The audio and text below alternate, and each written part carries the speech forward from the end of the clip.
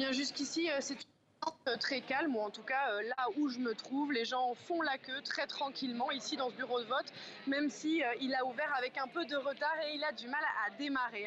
Il est encore tôt, je le rappelle, les bureaux de vote ont ouvert il y a à peine 2 heures et pourtant je viens de parler avec des gens qui sont arrivés dès 4 heures du matin. Ici où je me trouve, les gens sont très motivés pour voter. C'est un quartier qui est majoritairement d'opposition et ils veulent faire entendre leur vote.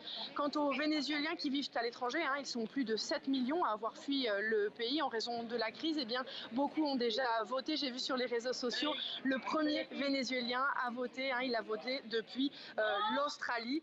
Donc, bon, aujourd'hui, une très grande motivation. C'est une grande fête électorale.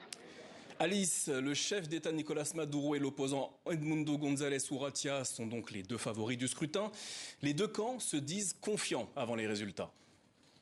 Oui, tout à fait. Alors l'opposition, tout d'abord, qui est donnée gagnante par les sondages, gagnante haut la main avec certaines enquêtes d'opinion qui lui donnent jusqu'à 20 points de plus que Nicolas Maduro. Ces chiffres sont exceptionnels, je le rappelle, car en 2018, à la dernière élection présidentielle, l'opposition avait décidé de ne pas participer car des candidats avaient été interdits de se présenter par une justice considérée comme à la botte du pouvoir. Alors le pays changera-t-il de majorité? Vous l'avez demandé. Après 25 ans de chavisme, on n'en sait pas. Et en tout cas, si l'opposition venait à gagner, la question est: est-ce que le pouvoir acceptera de quitter le pouvoir? Justement, rien n'est moins sûr.